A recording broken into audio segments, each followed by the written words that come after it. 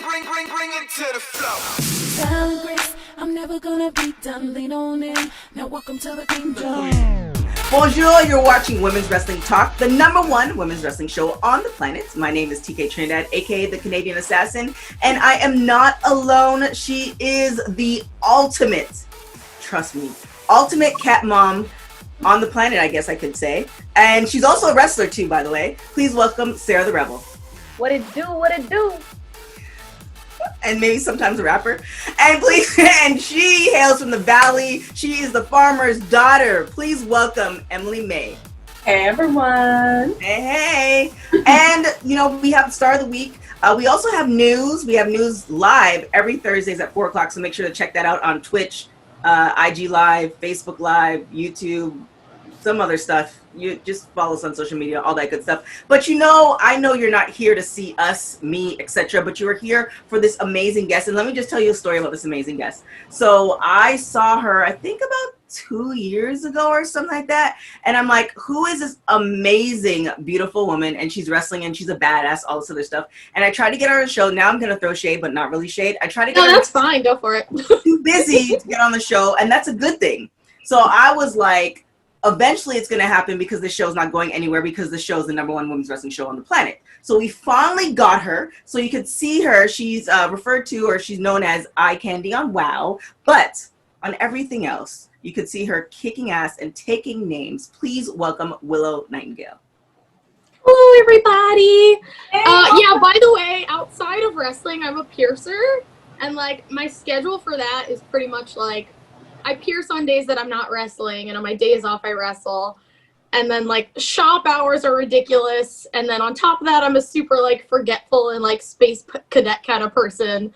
So I'm glad to finally be here chatting with you ladies. I know it's going to happen eventually, so thank you for coming on. Oh, exciting. Yeah, not a problem. I'm excited, too. So let's kind of get into it. So COVID kind of took the life and the wind out of all of our sails. How are you doing during COVID start and COVID middle, I guess? So I was really panicked at first, being that I, for the first time in my life, moved away from home. So I was like away from my family, like only 3 hours.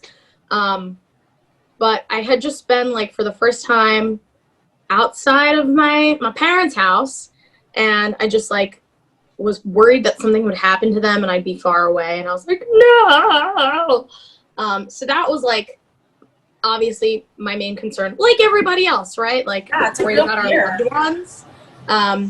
But on the other hand, it was the first time I was living with my boyfriend, and, you know, it was nice to get to spend all that, like, quality time together. We didn't, like, want to kill each other. So I guess that's pretty good for our relationship. You know, that's a pretty good sign. And now I'm back in work, both piercing and wrestling, trying to get tested as, like, often as possible, because both of those realms are obviously, like, I'm interacting with people, and even though we're washing our hands, wearing masks, like hand sanitizing nonstop, wiping everything down, ring, piercing station, whatever, obviously you still want to take precautions as much as you can. So trying to get in there at least every 2 weeks to get a COVID test. Nice. And how have you been adapting, you know, because, like, gyms haven't been open, and it's been, you know, everyone's been trying to adapt their, like, home workout routine. What have you tried to change and figure out and adapt? So initially, like, my boyfriend and I were like, we don't have to wrestle for a while. We'll eat ice cream every day. That sounds amazing. Which is, like, amazing at the time, and now I'm like, I hate it. No, literally the same thing. I was like, wrestling's gone, the apocalypse is here, I'm getting ice cream. And Like, yeah, every time I get injured, that's how I respond. I'm like, well, junk food it is, I guess. But we did DDP yoga a lot. We have, like, resistance bands at home that we used. Here in Philly, we have gyms open now. They have been for maybe, like, a month or two, probably closer to 2 months. So I've been able to go back. You know, you wear your masks, sanitize your hands, wipe everything down, like that kind of shebang. And it's like refreshing. But sometimes when you go over and there's like too many people, I'm like, do I really want to work out today? That was Yeah. me today. We went just like an hour later than normal. It was 5:30 a.m. and the gym was just packed. And I was like, Yeah, I Yeah. the outdoors. I can't. I don't want to do the gym for a long time. Yeah, that's completely understandable. I think if I were still at home and I had to worry about like my parents and like going home to like a bunch of other people, I would definitely be more concerned and probably stayed away. But like, it's both my boyfriend, who is also a wrestler. His name's Rex Lawless. Him and I are both taking that risk, so it's not like we have to worry Right. about our partner because we're both putting ourselves at risk. Wow, it's really grim when I put it like that, but that's the reality of it. Yeah, I know. I feel the same I way. mean, but every industry is changing, even Hollywood and movies and how you do production. It's not just the wrestling industry. So it's everyone's talking about it, so it's okay. So how are you like with your bookings and stuff like that? How are you like taking precautions to like, okay, I'm going to take this booking, but is there certain questions you're asking before you do that, or like how do you determine which bookings you're going to take now? So really I've only worked for Beyond. I did, LVAC does these like Let's Hang Out shows, and I just did a taping at NYWC where I originally trained. For Beyond Wrestling, they make us get tested beforehand and like send it into the promoter to make sure that we're good to go. If anyone's feeling sick or whatever, he asks you to drop off the show so we can find a replacement, not taking any risks with that. Right.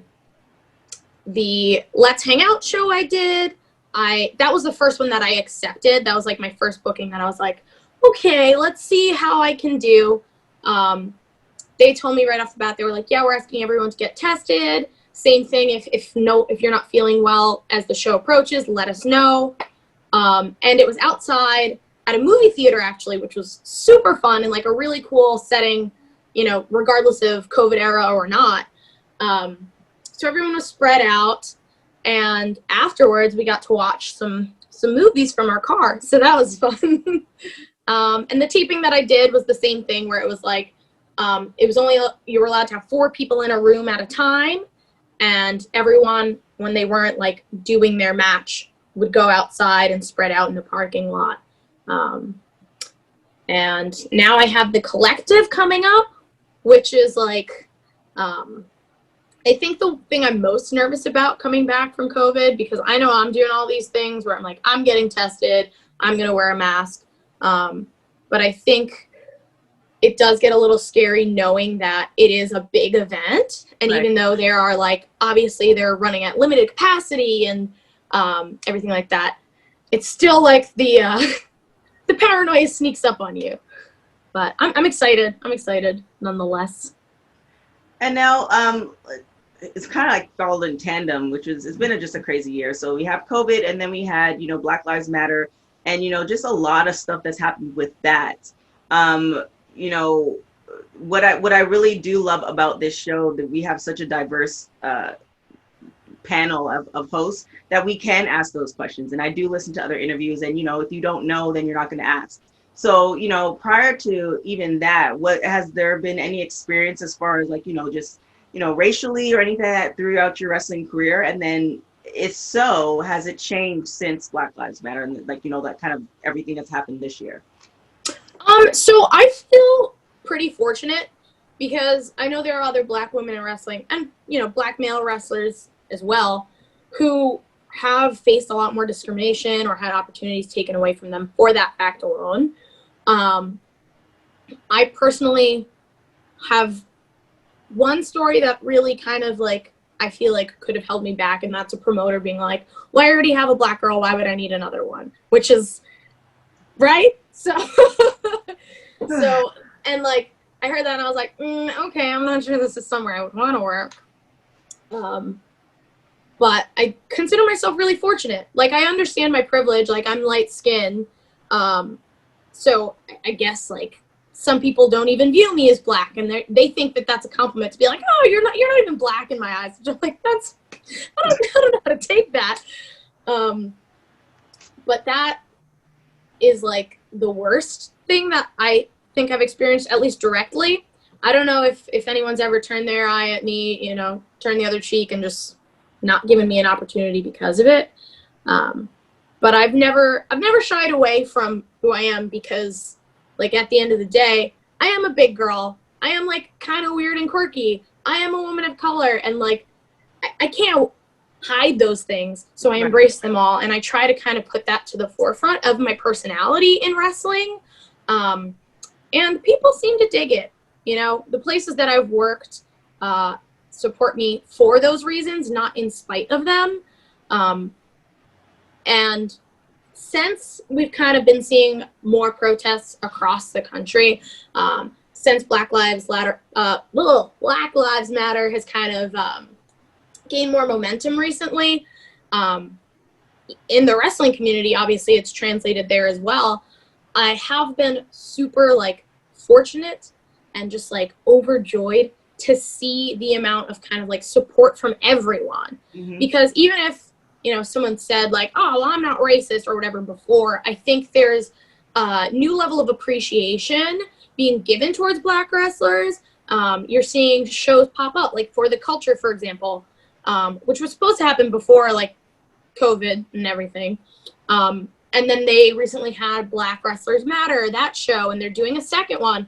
And to be able to see that we're, like, in a landscape where that can happen, that's awesome. That's empowering. Like, 10 years from now, hopefully that won't be, like, you know, the special attraction so on kind of match. That'll be, like, the standard. Like, it's not, like, a weird thing to have a lot of Black wrestlers on your show. You know, there's not, like, a quota that needs to be filled. There really should just be, like, you know, diversity for the sake of, like, looking at people beyond just, like, oh, well, my white top star, because you see that all the time, like, oh, well, this person doesn't have star quality, and, like, you know, really vague reason for why they don't have star quality, cough, cough, like, skin color. So moving forward, I think this will help, you know, create a more status quo of, like, diversity being more than just, like, for cool points or, like, you know, PC points or whatever. Right. Speaking of that recognition, you were on the PWI list this year. Yeah! Hey! How did that make you feel? That was, like, really shocking, because obviously it's not like they generally include a number of women in that list, the top 500. I haven't even been in, like, the women's, like, top 100 before. So for me to make the top 500 list, like, with all the men and everything, I was like, what? But it was definitely, like, just this, like, moment of gratitude. I don't think I realized the effect that I do have on independent wrestling, like, the scene, I guess. Like, I'm just a person, right? Like, I'm just a person trying to have fun, do this thing that I love. And if I make people smile along the way, that's awesome. But to think that, like, through intergender wrestling, I've been able to be considered at, like, this higher class of, like, what is considered the best. And, you know, even though people have their opinions about the list, like, oh, well, you know, it's fake, it doesn't matter. Like, it doesn't matter. That acknowledgement it means something to me. It means something to the people who wrote it, the people who were in the list. Like, it's not the end of the world if I hadn't made it, or, you know, for anyone else, it's not the end of the world. But the fact that there is that acknowledgement, it felt good, you know, through like 6 years, almost 6 years of injury, or, you know, feeling like, oh, I don't know if I should do this. Like, is it worth it? Like, just something little like that could really, you know, put a little spark in there. Yeah, it definitely helps motivate you and kind of, like, push you to go and keep going even when it gets hard. Yeah, absolutely. Absolutely. Yeah. What's some, you know, advice that you would give to any up-and-coming wrestlers that are struggling with, you know, with their own, like, self-image and their own, like, place and their own voice in the world and kind of in the industry, because sometimes people can feel like their voices are marginalized and they're not being heard. And so what's some advice moving forward that we can all kind of take with us to help with that?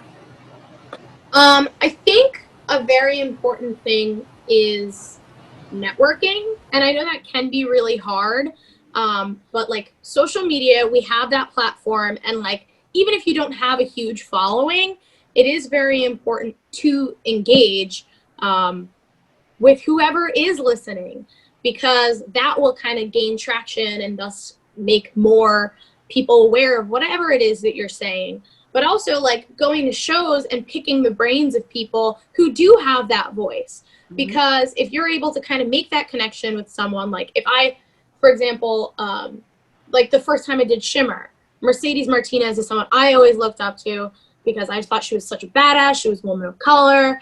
And I was like, yeah, heck yeah, I want to like talk to you.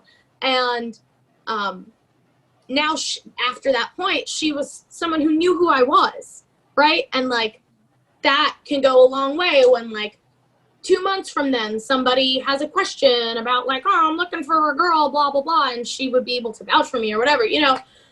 But you have to constantly connect to other wrestlers as well, because that's how the fans will kind of start following you, is if they're able to see that like someone who's already respected kind of gives you the little rub, even if it's just like in a friendship way. Right. But also like don't be fake. I think that's important too, because people see that. You know, they feel when things are authentic and genuine and when they're not. So if you believe in something, like speak on that with conviction. Don't just try to be whatever the flavor of the week is. And I think that kind of addressed the question. I would just want to say to your credit too about what you just said about networking. I literally used you as an example for Bateman when I was helping him learn how to be better at networking. I'm like, you know how you feel about Willow every time you're in a locker room with her and how she makes everyone feel? And he's like, yeah. I was like, okay, you got to do that to others. Yeah, I've had someone recently, they called me fake, and I was really hurt because I was like, I'm not fake friendly. Like, I'm genuinely like, I'm not going up to every single person and trying to be their best friend. It's just like when people talk to me, I treat them with respect and courteousness and politeness. And I think that is like an example to follow, but it's not like I'm trying to buddy up with everyone. Like if I genuinely have a question I want to ask you, or like if you seem like an interesting person, I'm going to talk to you. There's no use in being cooped up in a corner with everyone I'm going to work with at some point, right? Exactly. Like it's a small industry, right? You gotta, be nice to everyone. You run into people like a lot more than you'd imagine. Like even if you're like, oh, this person lives 10 hours from me, you see them all the time. It's crazy. And now, so you started like 6 years ago, and like, injuries here and there. What have you what if you could talk to yourself 6 years ago at this point you're at now, what advice would you give to the younger wrestler? So I think the advice I would give to myself is something that I heard about like 6 months in to my career, because this advice that I'm about to share with you is something that I constantly hear in my head, and that is like, just keep going, because at the time I was just training. They were like, just keep going. Eventually you're going to become a professional wrestler. Like there might be a lot of roadblocks in the way, but like you're going to get where you want to go. And that was like the bottom line. It's like, well, where do I want to go? I'm going to get there somehow. Sometimes it takes longer than I want, or sometimes it's not the way that I want, but it'll happen. Just keep going, keep trying. Like don't coast, keep doing hard work, and you will get there. So I would give that advice to myself, because whenever I finally heard it, it like really helped me out to just like through everything and every like cruddy moment I went through, that rung in my head over and over again. So I'm very happy that I heard it. I have a cruddy moment. You broke your neck. Yeah. So what was that road to recovery like, and were you nervous the first match back? Oh, yeah. So, recovery was, in a way, easier than I thought it would be, because previously, like, I had knee surgery, which is in a spot where you're constantly carrying your weight, so you feel the pain pretty regularly. Anytime you're walking, anytime you're doing, like, any sort of, like, leg exercises, you're feeling that. Your neck, on the other hand, is only holding the weight of your head. So throughout the time that I wasn't wrestling, it felt pretty okay. I was like, oh, this doesn't hurt so bad. But going back into wrestling, like when I started training again, it was definitely more of like a mental hurdle than my previous injury, which was already like, you know, a little bit of shaking me up. But I think my neck injury really made me understand the thing that veterans always tell younger people, which is like, you're not invincible. You have a bump card, right? So like, you hear that when you're 20 years old and you're like, okay, like I get that. We only get one body and like, it's not gonna last forever. Like I have to take care of it. You hear it, but like, you don't truly understand it. And so like, it wasn't until after I got hurt that I realized like, yeah, I did feel invincible and now I don't. But that's okay. You know, I learned that like I could work differently. Like I don't have to do everything that people suggest. I also kind of wanted to lean more into my strength, like physical strength. Because before I kind of was like, well, I'm a big girl, but I want to be flippy and I want to do, and like, it was cool, but like, I definitely want to do less of that. And I feel like now that I am kind of more power focused, I've kind of like hit a good stride with that. And one day at training, I completely like nosedived head first into the mat, like completely just like, boom, and, like spiked myself. And I was like, I'm okay. Like, oh my God, I'm okay. And this was more recently. This was like, I had already been back to wrestling and everything. But it was a very important moment for me because even after being in matches, I had all this like, these concerns and this apprehension, and I definitely did not have the same confidence. And I don't think it was really until that I kind of was like, oh, I'm good to go. I love how that works with wrestlers. We are the weirdest people. Right? Until you got hurt again, and then you were like, I'm not that hurt. Well, I love how like you adapted your moveset because you're like, all right, I can't necessarily do this because of my injury. Let me switch it up a bit.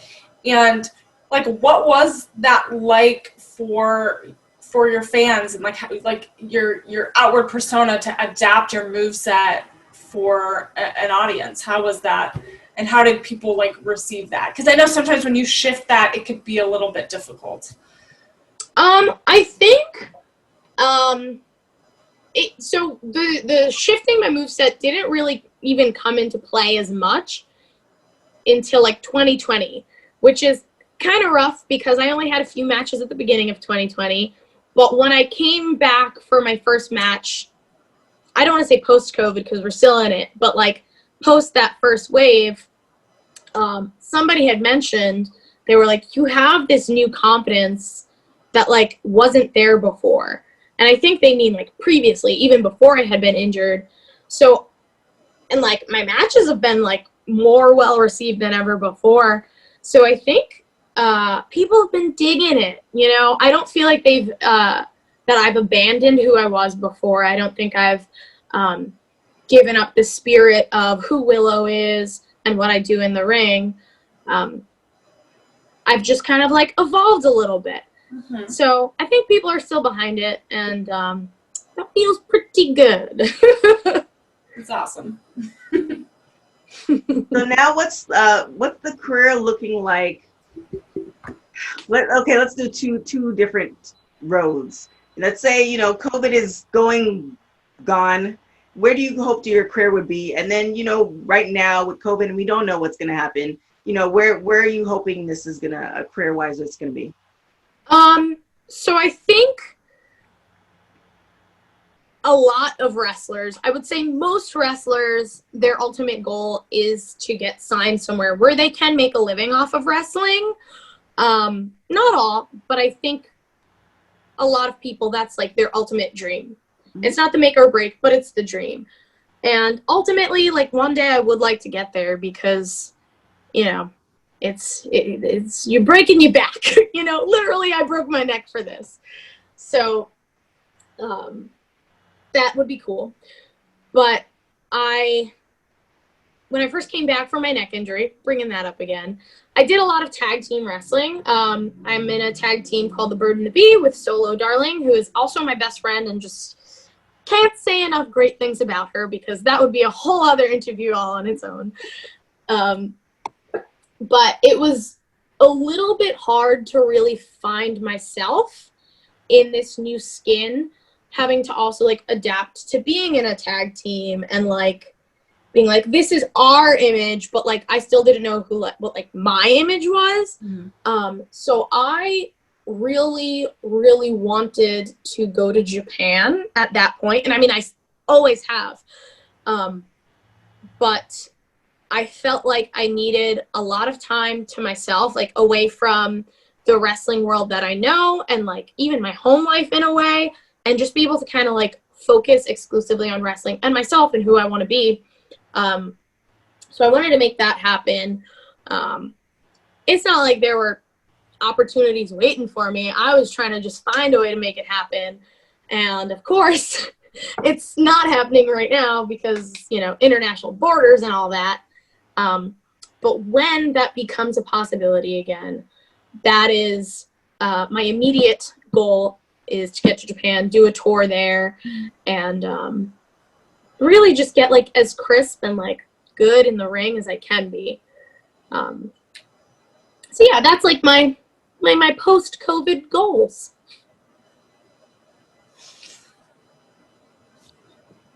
So do you think that, you know, your neck injury stalled the WoW plans for eye candy, but you were hot there. Do you think you're going to go back to WoW once WoW comes back? Are you done with the company? Thoughts on that? Yeah, so I'm still with WoW right now. Right now, you would know this as well.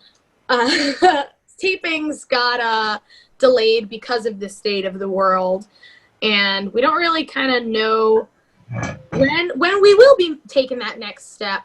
But I've been in correspondence with David. He reached out to us to make sure that everyone was comfortable or not comfortable wrestling or holding it off, just kind of constantly checking in with people to see where we're at, make sure everybody's healthy. Right. And with my neck and everything, they checked up on me to be like, hey, are you okay? Like, first of all, and then they were like, are you getting back to wrestling? Like, does that seem possible? And then it was super awesome for them to bring me out while I was hurt. And now that I'm back, David's always like, are you sure you're good? You don't have to do anything crazy. We love you. We just want you to be okay. And there's just so much reassurance and love that I get from everybody over there. And I love being there. So I'm not in any rush to leave. Glad to hear that. I'm a big eye candy fan. Right. Yes. But I am. Good to hear. Thank you. So are we ready to get into rapid hot tags?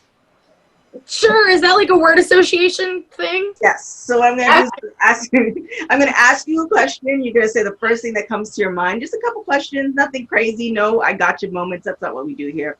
So you ready? I guess so. So your favorite quarantine snack? Extra toasty Cheez-Its. Oh, those are good. They're really good. You get the one attached to the wine box too? No, but I should find out what that is. There's one that's attached to a wine box. I know it all too well. Yeah, I didn't know where to find it. Like, You're gonna get TK, I interrupted. Here you go. Do you prefer working out at home or at the gym? At the gym. Cooking at home or ordering out? when I have the time, cooking in. If you could wake up tomorrow having gained one quality or ability, what would it be? Time management. I like that. What are you most grateful for in life? My loved ones. I like that one. Uh-huh. My favorite question. If you were able to live to the age of 90 and retain either the mind or body of a 30-year-old for the last 60 years of your life, which one would you choose? Definitely my mind, but given wrestling, I'm not 100% sure that could happen. Oh, wait, okay, so we all have different of opinion on that. So that's why we always laugh, because everyone has a different thought. Well, I mean, most people say the body. Most people say body. I say mind. That's Team So- Sarah and Team TK, but Emily Yeah. is still holding on to the I'm mind. still holding on to the mind. I have like this really weird, I don't want to say like fantasy, but like I have this vivid like image of me being like this really old woman, like who still dresses in like crazy colors and is like, listen to my crazy life. So I would definitely like to keep my mind in check for that to become true. Okay. No, now that you say it, Yes. We can talk together while TK and Sarah just have hot bodies and can't That's right. talk about it. I'll take it. I like Cheetos. That'll be me, 90 years old in the club. All right, Sarah, hit us with that star of the week. Today's star of the week is Brittany Blake. Blake started her training at CCW Academy in 2013, where she was trained by WWE's Drew Gulak. She went on to work for Shimmer, Shine, Stardom, WSU, Queens of Combat, and many more. Blake is the current WSU World Champion and has held several titles, including the CCW Medal of Valor, Maryland Championship Wrestling's women's title, and Legacy Wrestling's women's title. She is also an avid cosplayer and gets to combine her two loves with cosplay pro wrestling. You can also watch my match with Blake on YouTube under Empower Wrestling. Be sure to follow her at The Brittany Blake and tell her Women's Wrestling Talk sent you. Want to learn more about a star of the indie wrestling scene? Shoot us your suggestions for future Stars of the Week. That's a star. Yay. Sarah, you need like little sparkles to come up. I do, just what I've done, just stars. You need like a fairy wand and like, Yeah. how Disney would be like, sure. That's an excellent idea, and I feel like somehow I can make that happen one day. Gotta make it happen now. Make it happen, Captain. All right, TK has disappeared, but she's normally the one who wraps us up. My internet's back! Are you here, TK? I'm here. I'm here. Oh my God. Spectrum, you are terrible. Anyways, Let's wrap it up. so much for joining us. Where can everybody find you? So you can find me on Instagram and Twitter at W_Nightingale_. You can also find Bird and Bee on Instagram at Bird and Bee XD, I think. And you can always find me on Pro Wrestling Tees. I even have a Facebook page if you want to friend me at Willow Nightingale. Yeah. And wait, Willow, is that your like name, or is that like a wrestling name, or? Yeah, so Willow Nightingale, that's the wrestling name. It's two nature names. You know, Willow like the tree, Nightingale like the bird. So I really kind of liked that. I didn't like want to be a hippie gimmick or anything. That's just like who I really am. So I was like, yeah, nature names when I put it together. It's I really love that name. It's just you. I don't know. It fits For some you reason, so you well. remember it, and it's unique. I like it. Yeah, my real name doesn't have like a nice rhythm to it like that. So thank you. All right, Sarah, where can everybody find the ultimate cat mom? You can find me at Sarah the Rebel everywhere. Sarah's an H as God of the Bible intended. And check out my Patreon for spooky Halloween content. Woo. And Emily. I'm Sarah Sound Effects. No. So you can find me on all social platforms at Emily May Heller. And yeah, we're going to have lots more Women's Wrestling Talk content throughout the weeks. So you don't want to miss it. You don't want to miss it. Yes, the website is here. We're just tweaking a little bit, so that's all going to be up for you. And as you can tell, my internet sucks balls. So if you want to support us and donate, Make sure to go on Anchor and hit that donate button. We have a whole monthly subscription thing between $1 and $5. It goes a long way. And we're going to have coming out with merch, all that stuff. And if you are not listening to us on, podcast stuff, definitely follow us on YouTube. We're on Twitch. We're on StreamYard. We're on social media. On Twitter, we are WW Talk Pod. And then on IG, we're at WW Talk.